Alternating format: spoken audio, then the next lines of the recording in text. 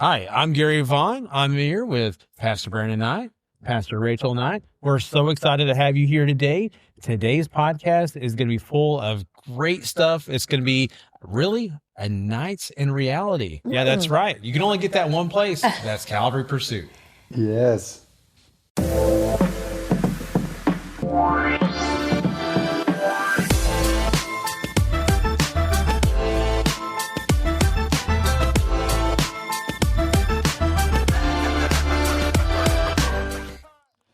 Thank you all for joining us, Pastor Brandon and I, Pastor Racheal. And thank you so much for inviting us into your home. Oh, of Yes, course. thank you for coming out, and what a nice thing to get to visit with you tonight.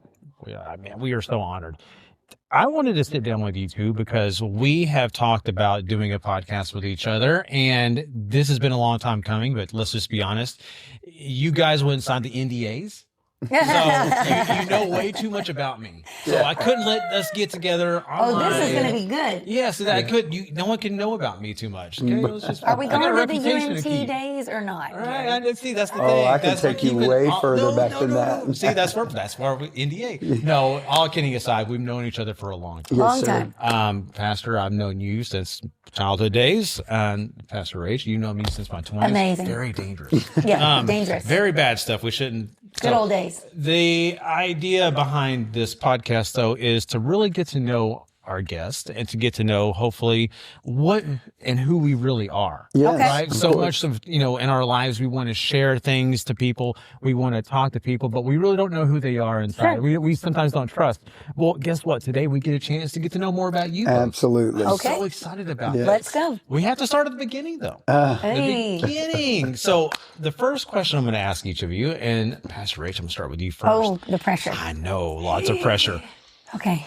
When you're looking back Mm-hmm. at your childhood and as you grow, you were a pastor's daughter. Yes, sir. You had a life where you had a lot of dedication to the church immediately. Mm-hmm. I've heard stories of you standing on a stool just to play piano. I've Right. heard Just all of reference that. these ministries that you provided as a Right. child and growing up.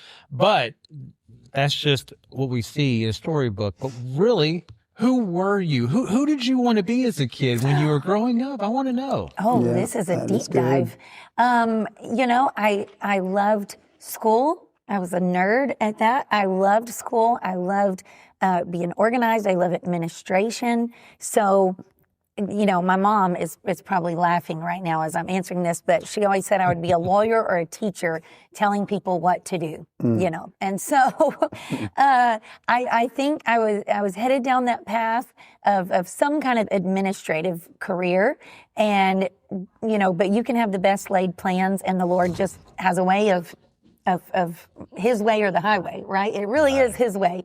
And so your gifts and callings make room for you. So at 10, yes, I was standing on a folding chair, actually, which is even funnier than a stool, playing keyboard for our church.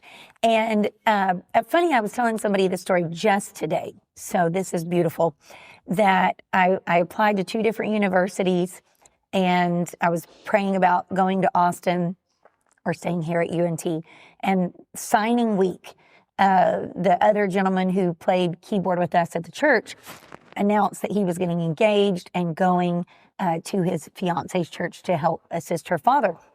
There was my answer. So, I was on a career path, but then the Lord said, I need you here. And, I was never bitter about that. I really wasn't. I remember crying in my room and saying, okay, Lord, I really did. At 18 years old, okay, Lord, whatever you want from me. So all I can say is the Lord just kept bringing me back to ministry, no matter what I tried to do. And that's the short version. But now I look back and say, thank you, Lord, for keeping me on that path. Yes. Yeah, amazing. That is great. Wow. It's just a little bit of information I didn't even know. That's great. Yeah.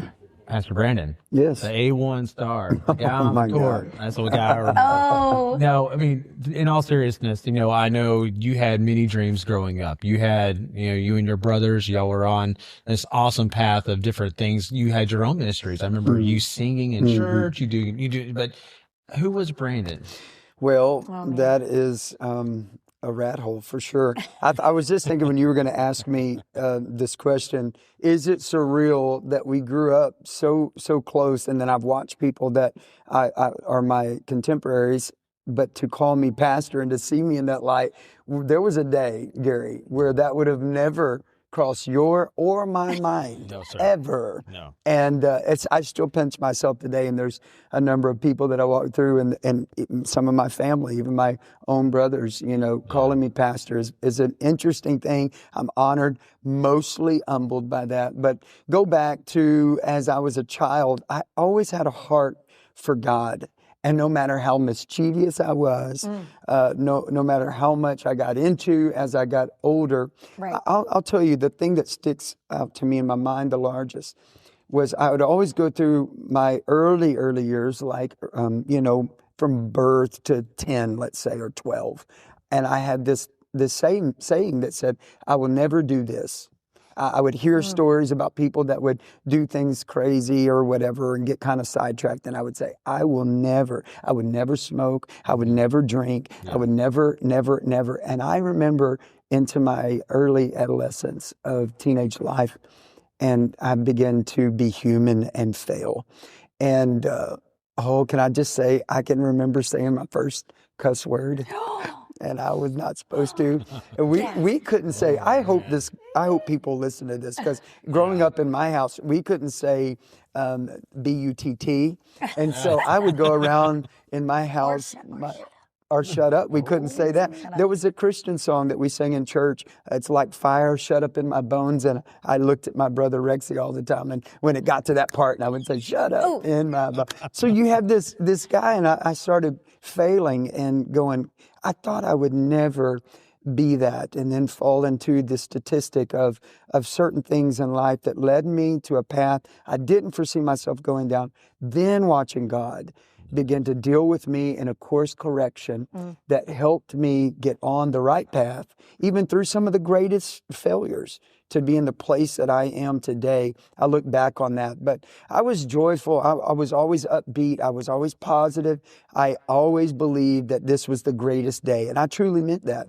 I never experienced, depression, anxiety, and fear until I was an adult and went through a horrible accident.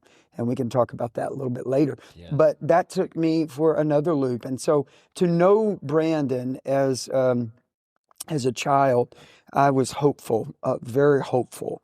I loved people, and I still love people today. Yeah. And so there you go. There, in a nutshell, there's so much more to say. We could talk a lot about the mischievous bad things. But we'll keep that between Someone us. listening is wishing we would right now. Oh, yeah. Oh, yes. Someone. But folks, you're going to buy the book. Yeah, that's right. Life after this. Right. That's what we're going to do. Buy the book, then you can find all the dirt. Until then, sorry. Hey, Sarah. Yeah. Well, moving past that, right? So I know you both had a journey. And I'm going to skip past this one part, but we're going to mention it. You both were previously married. Yes. And you had a season of life with the first marriage, both of you did. And just life happens, things happen. And so you came out of that as divorced, and God led you to each other. And I want to let everybody know, I'm not skipping that just to skip over that. Sure, right. Nancy Greenquist, she had you on her podcast. Yes. I encourage anyone to go check out that podcast. A beautiful podcast that shares a lot more of that story. Yes. There'll be a time, maybe later on, we'll get into that. But I think it's an important part of your story, but that's not who you are completely. Right. That's not your entire journey. So right. I think it was a moment, Gary, where, again, as I said, as a child, but you look in hindsight, that the Lord, again, redirected our path. Yeah. And we may have had plans, best laid plans, but the Lord just in his mercy, my goodness, just redirected us, even in that season. Yeah. Yeah. When you look back. It's like I said, it's a very important part of your life, but we will skip past it just a little bit because there's so much we got to get into. Yeah. We only have so much time. That's right. And so we'll skip back to the part where you meet each other. I try to save Racheal from you, Pastor, but it just didn't work, man. Wow. So that is both, as I always say, that is both hurtful and true. I totally kid. No, but we'll get into more of that stuff. But I really want to get into the interesting part about this conversation when it comes to, how how you found yourself in a situation where music leader, Yeah. sing at the church, Yeah. being in ministry, Sure. but not the pastor. Not preaching. It was singing and Uh-huh. yeah, every once in a while to preach, but not a pastor. To where you find yourself being asked the question, will you be the pastor of Yeah. Calvary Church Oh. of Denton? Wow, that's got to Yeah. be a surreal moment Yeah. for both of you, for you, because you're taking a big responsibility. Mhm. This is your family, Sister H. This Right. is all you've known. You Mhm. could, but at the same point, you've never been put in those shoes as pastors of this Of the church, yeah. congregation. You have to go back and visit the nevers. One of the Mhm. nevers is, I'll never pastor a church. Or I'll never marry a pastor. Yeah, that's here right. we We go. both said that. Never England, never before. What is the famous phrase? Never say Never. never. Wow. So if you want to do something and you really want to do it, but secretly you're going to act like you don't, just say never. And I've always said this. I never want to be a billionaire. Because that might happen, right? The never say never. But anyway, no, but we have to address that to go back and talk about this. Running from almost like Jonah to Nineveh, but running from the call, having so much going on in life. And we both agreed we don't want the pressure of pastoring. And I'm sorry if that comes off kind of harsh, but Right. it's a weight and a very, very big weight to carry because it's not for life's sake, but it's for the soul's sake and its longevity of eternity. And so anyway, but you want to answer that? Okay, well, this is people who don't know that we've been divorced before. I love to shock and awe them by saying, when I get asked this question, I always say, well, I married a doctor the first time, so clearly this was not my path. And they just look at me, like, do I laugh? Do I not? Do I not? Right. Then I'll kind of lighten the mood and say, well, yes, this is my story, and I'm never embarrassed of that, never ashamed of that. It's a beautiful story. But again, I look back over my life, as the song says, and I see that all the while the Lord was saying, come on, Racheal. Come on.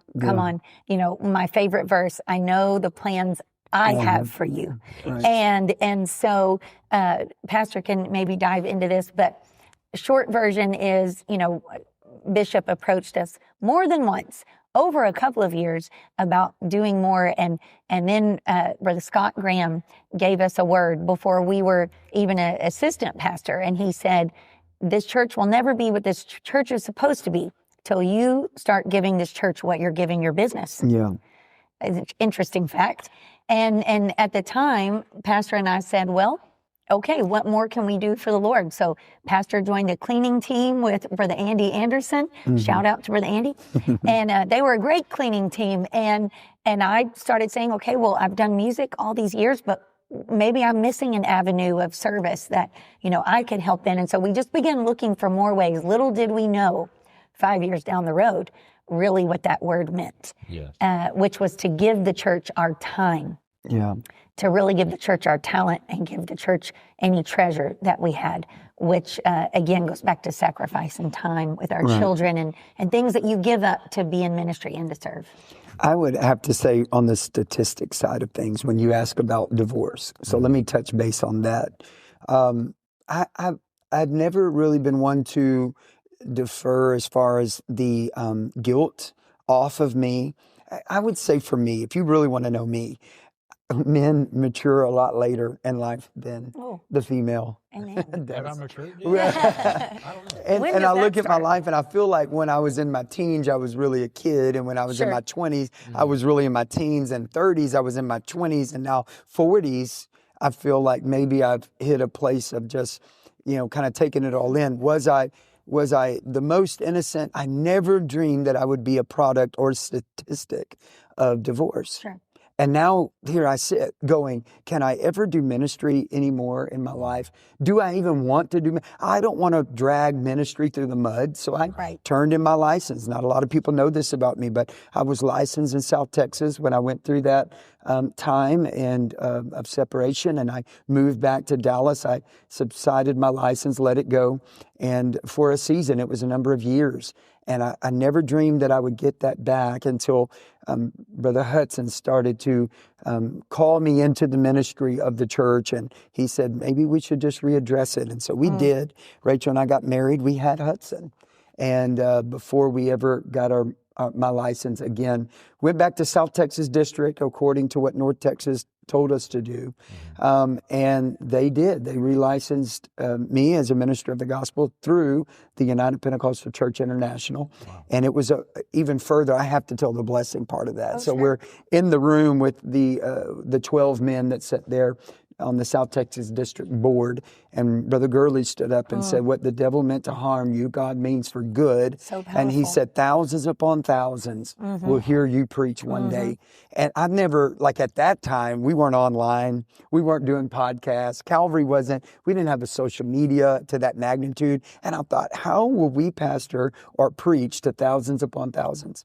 And now our reach as Calvary Church and Calvary Pursuit is literally thousands upon thousands. And I'm so grateful for that. But we are living in a fairy tale world to believe that God really can and did put us back together, just like Humpty Dumpty that sat on the wall. Yeah. Amen. Amen on that, for sure. You know, and as you go through that journey, I mean, there's so many peaks, there's so many pits. Yes. There's so many different things that people don't even get to see. Yeah. Like you tell that story. You tell what you were telling earlier about some of the successes, but people don't ever see those low times. Yeah. They don't see the tears. Yeah. They don't see the hurt. Oh, man. They don't see any of that. And so, I mean, that's what's awesome about us sitting here today, because people get a chance to really see that, like, this was not just an overnight thing. Yeah. This was not something where Bishop said, hey, you come in, just take over. You know, Right. You're pastor's daughter, so we'll just have you and your husband. Y'all get on over here. Y'all take it. That's honestly a reason. You touched on something there.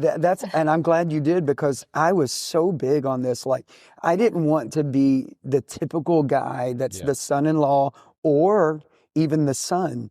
I needed to know that it was without a doubt God's will for me to do this. Yes. Right. Because you know, you can have favor, and all of the other pastors out there that may have their sons or son-in-law. I'm not negating your decisions, but I did want to make sure for us that it was God's will for me to pastor this church. Sure. I told Racheal a bunch of times, if God called us to Africa today, would you go? You know, hypothetically, I'm holding a gun to you. You have to make a decision. Oh, if it was and she said, if it was in Hawaii, then I would consider it. Calvary, especially. Calvary, that's not true. She didn't even say that. She said, I would not go anywhere. But I wanted to know that. Like, for me, I don't want to be in a place where God doesn't want me to be. Amen. You know, you can feel like you're in the will of God because it's convenient. Let me just tell somebody, convenience is not the will of God. Right. It's not always about convenience. Matter of fact, a lot of times He'll take you through the mud to get to His perfect will. Right. And I know that doesn't sound fun. Most of the time.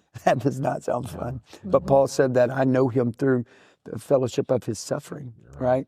So anyways, there's a little bit. So I think most of my denying the call was truly saying, I really want it to be God. Yeah. And so can I just say one more thing? When we were going to the vote and the church was going to vote, my private prayer to God was that if we got 100%, Racheal, of the vote, then we would know that it's God's will. And we did. And that's so rare that happens. And I remember Brother Morrow coming to me and saying, Pastor, it's unanimous. They 100% said yes. And I just, wept and oh, God. I guess I didn't get my vote. Oh, wow. I'm kidding. I still have a maybe card. You got to keep the views up, I guess. We got to keep it going. Controversy, people. It makes cash. Anyway. Controversy produces like cash. No, the honest truth is, I appreciate you bringing that up, because it leads me to a quick question to you, Pastor Rach. Okay. This is a whole landscape that you've lived before you even stepped into the role you stepped in today. Sure. You've seen the struggles. You've seen the victories yourself with your parents leading a church, and from a seed to a wonderful plant that has grown and has got even bigger today. But at that time, did you have a little thinking to yourself, I'm going to raise my son as a pastor's son? Yes, that was actually one of her biggest. He's going to live the life I live. You need to talk about that. What did you? So we are telling a lot today. You pull it out of us, Gary. You're amazing. The night before the vote at our church to become pastor, I actually called my parents. I think I was sitting in the chair you're sitting in, and I was just overwhelmed, and I was very emotional, weeping. And I said, I can say yes, but the heaviest, feeling on my shoulders is that I'm saying yes for my children. And you're right. I know what I'm saying yes to. And we don't have to go down the list, but I know what I'm saying yes to. Can I do it? Can they do it? And if you know Bishop and Honey, you know them as being a reassuring voice in your life. And in that moment, they were Bishop and Sister Hudson to me. And they said, Racheal, we have come this far by faith, essentially. You made it, and they're going to make it. Yeah. If this is the perfect will of God, and we know that it is, that they're going to be just fine. And Brother Hudson said, let's just pray right now, because this is a spirit of fear. This is a spirit of anxiety. Mm-hmm. And Pastor said, we're just human. So forgive me for, if anybody thinks less of me for that. That was my response. The night before, I said, can we do this? And with their reassurance, we stepped into that room that night. And again, like Pastor said, the Lord is just in the details. Yeah. And what a comfort that was to know that if all these people believed 100%, then there was such a beauty in that, such a comfort. And I will add that my children are so supported in this assembly. Yes. I know they have other parents, yourself included, Sister Amanda, your lovely wife, that would put your arm around them, pray with them in an altar. If you knew they were hurting, if you knew they felt alone, if you knew our family was struggling, yes. There are pillars, great pillars in our church that love my children, and they're going to make it because of that. Yeah. Not just because of us, but because a host, a family of God that our village, my line, it takes a village. So I'm just grateful. And I have greater confidence today, having lived 3.5 years in this pastorate and seeing what the Lord has done in our life. So it's been comforting to me as a mother. That's great. I didn't grow up in a full-time pastor's home.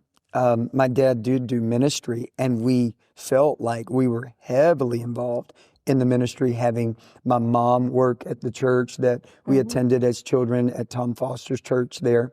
And so we were literally there all day, every day.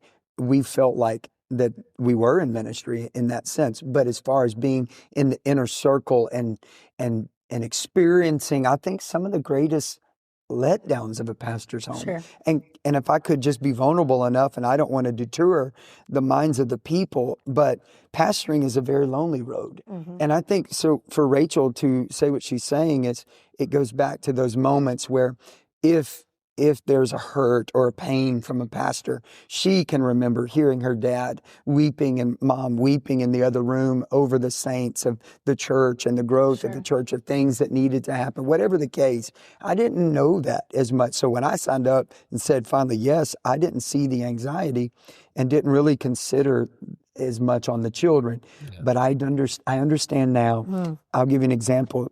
When we're at church and I'm talking to somebody and my children come up, if you're a member of Calvary, just know I've tried to make it a point to stop the conversation, turn to them, and make sure that they feel completely important in the moment, because people will come and people will go, Gary. Yeah. And that's just the truth.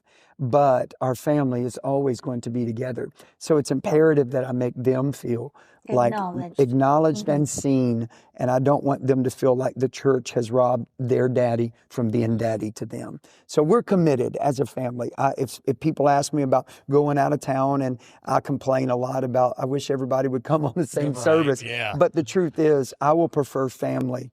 I would prefer that you spend adequate time with your family. And a friend of mine says it like this: I don't complain when they go, so they don't complain when I go. There you go. Sure, yeah. So but true. It's been a learning curve. I know very little other than what the Lord leads me to each day.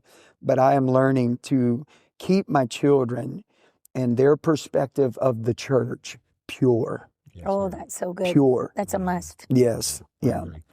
There's a lot involved in that, and your family does matter. And I'm so glad to hear that you both are talking about that. And, now it's not just your family, though, that you're having a guide. Mm-hmm. Now you're guiding multiple families And not that you're in charge, of course, not the head of their Right. households, but you are leading them spiritually. Yes. And of course, some people will come to you for other advice. Some people will come to you for many things as a pastor. And I'm sure day one that you became pastor of Calvary, your phone went from 15 text messages to about 280. Oh, And I'm so sure accurate. you're Yeah. still trying to find Yeah. out what you missed. Yeah. But I mean, saying all that, how does that affect you as you go through your daily life and you business and other things that you have besides the church? How do you accomplish that with grace? How do you accomplish that with your time? Yeah.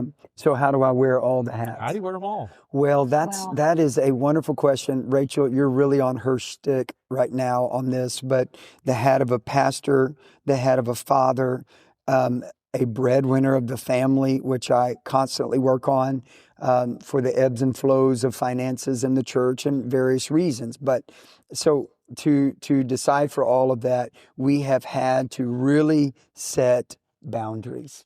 Boundaries, and she's really good at it, and I am sadly working on mine.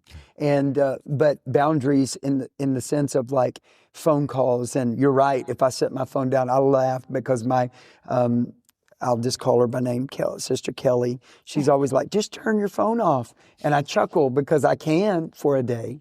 But when I turn that back on, it literally will be hundreds of text messages. And so I like to stay up I stay up to date. If I get behind, it really wears me out. So, but to navigate that, just the help of God. I think a question was asked, and I want to address that, is when do we take kind of our Sabbath? Well, weekends for a pastor is very busy. There's a song that says, easy like Sunday morning. And for me, it's not Sunday morning. No. It's easy like Monday morning, although even Mondays are not as easy. We try. Yeah. We do try. Monday is our designated time to spend with family, and we're going to rest and relax. Hudson's in school, so we'll get him off to school, and then we'll figure out the rest of the week on Monday. But I was actually talking to a couple friends of mine the other day about this, but I don't think I've ever went on a 2-week vacation. Never, ever. 2 solid weeks. I think 9 days was the longest. But sabbatical in the fact of going on a 2 to 3 week vacation would be nice. But cultivating, to answer fully your question and to kind of carve myself to wear many, many hats is compartmentalizing. I can do that. I can do that. What does the book say? I don't know why you're looking at me. It says that women are spaghetti. Nick, is it spaghetti or men? Yes, we learned that at the marriage retreat. All right, what is it? Women are spaghetti and men are waffles. Waffles. So man. I have so many sections, and This I is can. a whole nother podcast. I can. Oh, it is because I really do. I feel like God has given me that ability. I'm a multitasker. I love to multitask. If you try to put me in a cubicle for 30 minutes to an hour, can't do it, won't do it. I like to be doing 3 or 4 things at one time. I believe that God has given me that characteristic to do and wear the many hats that I wear. That's awesome. Now, I have an interesting response, and I'll keep it short. We were in assisted living before we were pastors. Yeah. That was our business, pastor's business for 21 years. I was involved the last 8 of those 21 years. And I remember Sister Hudson saying, no business could have prepared us in a greater way than assisted living, because assisted living is 24 hours a day, 7 days a week. It never stops. You may have day shift and night shift. Night shift's going to start about 11 o'clock at night, you know, so that's a whole new group of people who were coming in and asking you for things and telling you you were out of toilet paper and telling you needed orange juice in the morning at 6 a.m. What about when your phone rang in the middle of the night? That was an anxiety we carried. Oh, yes. And so I hate to say we were prepared in the best/worst way, but again, just the Lord ordering your steps, because transitioning from that into a pastoring role, which you want to be available to people. Emergencies happen in the middle of the night. Things happen. We understand that. So how are we navigating it? We're trying to find balance in keeping our family priority, and also our church family is a great priority to us. Make no mistake. Yes. Make no mistake. That by is true. Yeah, That is right. true. Yeah, it's wild that, all the different things that you have had to deal with. And, of course, all the victories. We've had so many successes. Come on now. So many blessings Yes. that we've seen miracles done. We've also had so many losses. Yes. And it's really Oh, broken our Gary. hearts. I mean, Brother Gary. we've had a Yes. season of it. And I mean, and I've even came to you personally. I don't know if you remember that. Yeah. And said, we've known each other for so long. I don't even know how you're dealing with it. Yeah, Because that was a wild ride coming right into pastoring. And I want to say we were at the count of like 11.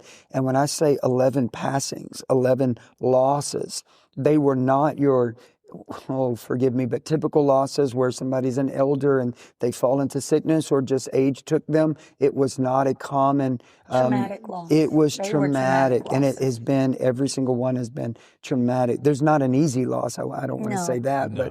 but these were catastrophic, and thought, how is God carving us to be in this place? He must have been able to trust us to handle this, or because he said he won't put anything on us that we cannot bear, that he would not make a way of escape. So if I can say anything, I pray continually, Lord, let us escape this season of loss. And I feel like we have begun. I'm cautious, very humbled to speak aloud about it, but turn the page of that and seen some great victories, like you said. Yes. And we're just grateful for those as well. You're right. Yeah, Rachel. Well, the Lord, if you remember, gave me a very distinct word at the last funeral service that we all attended. And I looked down and I saw our church family worshiping in the altars. And for those of you who are listening yes. today and you weren't there, we are at a funeral and the Spirit of God is tangible. Oh, yes. And I look Thick. out and I see 20, 30 people in the altar area, hands lifted, walking to and fro, just in the Spirit of God. And the Lord said, I trusted you with this season because I could trust you with this response. Yes. This response of praising your way through the tragedy. And again, back to social media, back to live stream. I cannot count the people who have texted Pastor and I and said, I saw this sweet family worshiping in today's service and I know they've had such great loss. How do they do it? And then it opens the door to testify about the keeping power of the Lord. Of course. And the mercy of the Lord. So family after family after family that has had loss, they are still standing, they are still worshiping, they are still full of faith, they are still hopeful for their future, for the future of the church. And the Lord knew he could trust us with that response. Yes. Do I hate that we had to go through it that way? Of course. Yeah. But I look back and I say, okay, God, let us be a witness. It's as simple as that. And I know the church has done that beyond the shadow of a doubt. You're totally right. To traverse it has to be to live as Christ and to die as gain. And that's the only thing that I can see in all of that. There was still gain in it because when we were absent from this body, we were present with the Lord. And that gave brought us us close. comfort. That has given us comfort on all of the losses. But Calvary is in a place now, and I am just, I'm in a dream right now of what God is doing every week. Today was a prime example of that. Amen on that. There's so much involved in it, and you're talking about the victories and the growth that we're having. Yes. God is just moving in strong waves. It's coming, and it's coming fast. Yes. And I'm so excited about everything. And we're going to talk about, just to let everybody know, we're doing part 2 because we are running out of time, sadly. I hate that, but we are running out of time. Yeah. But before we do, I just want to let everybody know we are going to have a part 2. Yes. In a couple weeks, we're going to have a part 2 with you and both of you, and we're going to talk about Vision Sunday. Yeah. We're going to talk about 2026 and beyond with Calvary. Oh, I like that a lot. There is a lot of victory, people. Yeah. We've touched on some low moments, but we've touched on a lot of highs. We're going to touch on a lot more highs next episode in a couple weeks. I want to say a plug for you. I'm going to help my friend Gary. You're going to want to watch this because I promise you it's going to be the most exciting podcast you've ever seen in your life. Okay. Ever. If you want to know about 2026, log on, connect with us, and watch Calvary Pursuit. It's going to be great. Oh, I can't wait. Yes. It's going to be a lot of fun. Yes. So I can't finish out this episode without doing something kind of fun, okay? Okay, let's do it. Okay. So we're going to do some fire questions here. Oh. And I want you just as fast as you can do Okay. these, okay? Quickly. So it's going to be very quickly. So, all right, ready? Yeah. Ready. And favorite hobby? Oh, basketball. Beach, swimming. I love it. That's not a hobby. It is a hobby. Going there. Food, Mexican food. Mexican food, 100%. Oh, good one. beverage. Pineapple juice. Coca-Cola. Okay, singer or band? Singer. Singer. What's What that? singer? What singer do you like? Any We don't singer know that any you- bands. We're old. Yeah, I mean, I don't. Michael You Jackson. could say Kurt Franklin, Michael Jackson. Oh God, hey, we're pastors. Elvis. I'm like, There you go. Bruno Mars. No, that was a joke. Oh, That was a it's joke. getting really That was a good now. joke. That was a It's joke. getting really We're not good. trying to be He controversial doesn't even know that what much. he sings. Yeah. What was that? What was it? Merle Ewing. Merle Ewing. Oh, There you now go. that is true, Pastor, if you know him at all. If you That's a have to good one. say skip, you can say skip song. I'm gonna say skip so I can have a second to think of it. Song. Billie Jean. There you go. Love it. Color. Just an old rejected rugrat. That's Merle Ewing. Just doing. Okay, color. Gray. Black. Okay, and holiday. Christmas. Thanksgiving. Oh, For what? Why? For the food and no Oh, pressure. okay, favorite okay. book. Book. I know we all know the Bible, but Yeah. we're gonna- Life after this. Boundaries. Perfect. And the last one, book of the Bible. Oh, Oh man, Proverbs. Psalms. Beautiful. There we go. I feel So like that was now, a cop out. No, it was beautiful. It is beautiful. Oh, okay. I love it. So there you go, everyone. We hope you've enjoyed being with us today. I'm so thankful for once again Oh, that was inviting us fun. into your home. We've had a lot of fun here. And of course, until we join you again for that part 2. And next week, hey, guess what? Christmas special. Don't Oh, miss yes. that. Oh, It's going to be a It's gonna blast. be a great one. Until then, everyone, make sure you're loving somebody because you just never know who might need a new beginning.